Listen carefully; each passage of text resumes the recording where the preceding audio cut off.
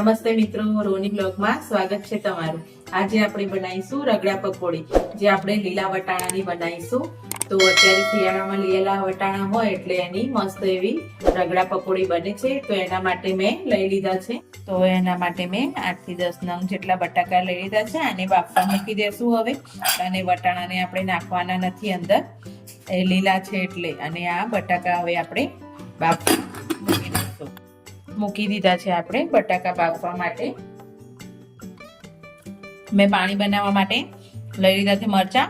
આ એકદમ તીખી મરચી લીધી છે, એ 4-5 નંગ લીધી છે। અને બીજા મોળા મરચા લીધા છે 4-5।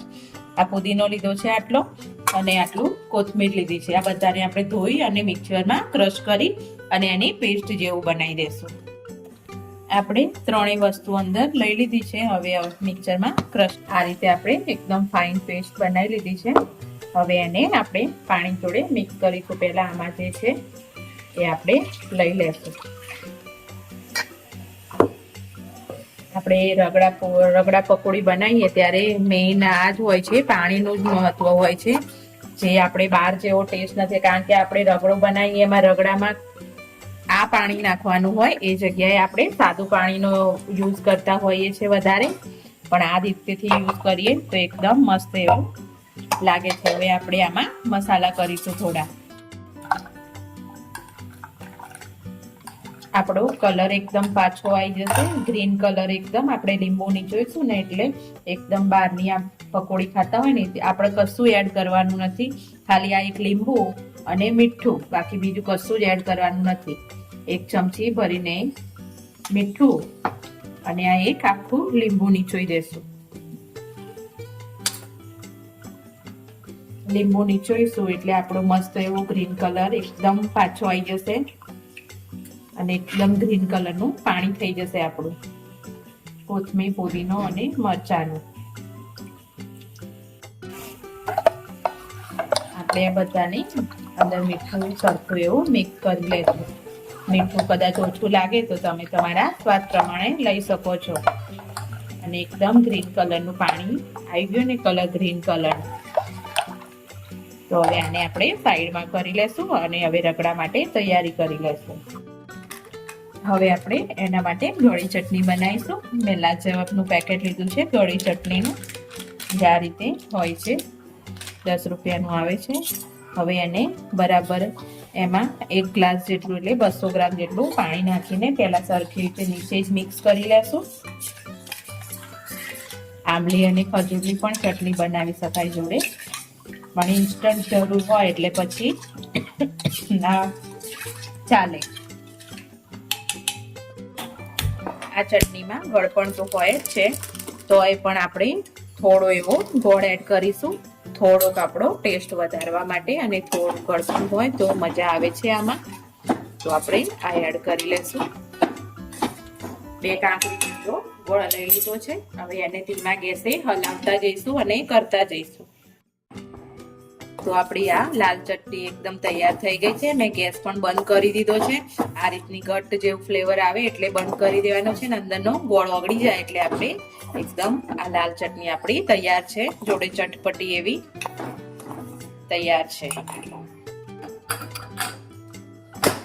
બટાકા ચડી કે નહીં આપણે જોઈ લઈએ। બસ આપણા બટાકા ચડી ગયા છે, એકદમ ઇઝીલી ચપ્પુ અંદર જાય છે।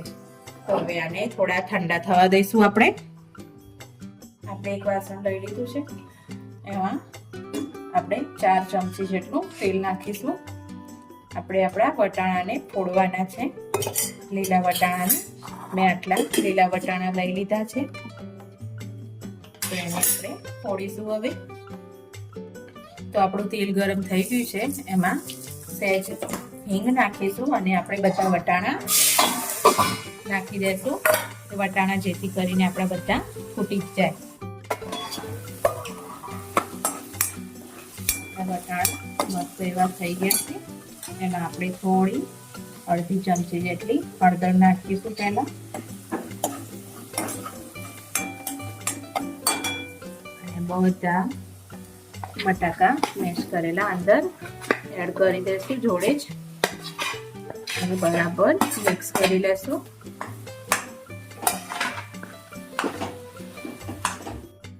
સ્વાદ પ્રમાણે મીઠું નાખી દઈશું અંદર અને થોડુંક 1 ચમચી જેટલું ધાણા જીરું. આપણે બીજો કોઈ જ મસાલો એડ કરવાનો નથી અને અડધી ચમચી જેટલો ગરમ મસાલો એડ કરીશું અને 1 સેજ લાલ મરચું. બસ આને હવે આપણે બરાબર મિક્સ કરી લઈશું. તો બધું મિક્સ થઈ ગયું છે અને હવે આપણે રગડો બનાવવા માટે જે પાણી બનાવ્યું હતું આપણું જે પુદીનો, કોથમીર અને મરચાંનું એ આપણે રગડામાં આપણો એડ કરીશું અને મસ્ત એવો રગડો બનાવીશું. પાણીમાં મરચાંના લીધે તીખાશ છે એટલે મેં મરચાંનું પ્રમાણ મારી રીતે ઓછું રાખ્યું છે, કારણ કે આપણે ઝીણી મરચી લીધી હતી એટલે એનાથી તીખાશ થોડી વધી ગઈ છે પાણીમાં. એટલે આને હવે થોડી વાર આપણે ઉકળવા દેશું અને આપણો મસ્ત એવો રગડો તૈયાર કરી દેશું. મેસરથી એને મેશ કરી દેશું થોડું. આપણો રગડો તૈયાર છે એને કોથમીર નાખીને આપણે ગાર્નિશ કરી લીધો છે અને ગ્રીન કલરનો મસ્ત એવો થયો છે. બહાર તો યલો કલરનો હોય છે પણ આ ઘરનો છે એટલે મસ્ત એવો ગ્રીન કલરનો થયો છે. તો આમાં તમે મરચું તમે તમારા હિસાબથી લઈ શકો છો. જો જરૂર પડે તો લાલ મરચું લઈને અલગથી જેને તીખું જોઈતું હોય એ લઈ લે.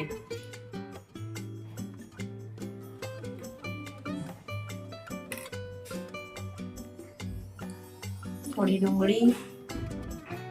ચલો મિત્રો, તમે પણ જમવા. મસ્ત એવી આપણી રગડા પૂરી, રગડા પકોડી જે કોઈ આપણું આ તૈયાર છે.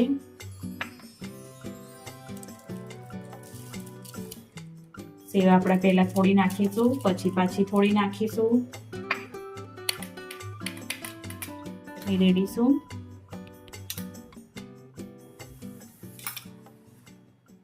જે રીતે ભાવતી હોય એ રીતે આપણે લઈ લેવાની. બાકી ગોળી ચટણીનો ટેસ્ટ તો બહુ જ સરસ આવે છે.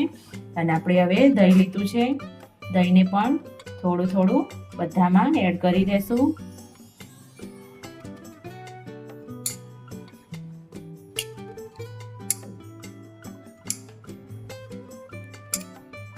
દહીં પૂરી કે મસાલા પૂરી બધું સેમ જ હોય છે, થોડું થોડું બધામાં ડિફરન્ટ હોય છે.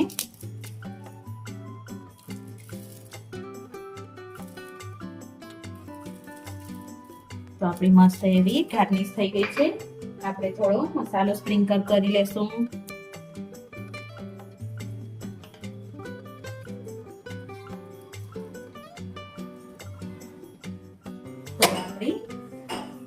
એકદમ મસ્ત એવી રગડા પકોડી તૈયાર છે. તો ચલો મિત્રો, તમે પણ અને અમારો આ વિડીયો ગમે તો લાઈક કરજો, શેર કરજો, સબસ્ક્રાઇબ કરજો. Thank you.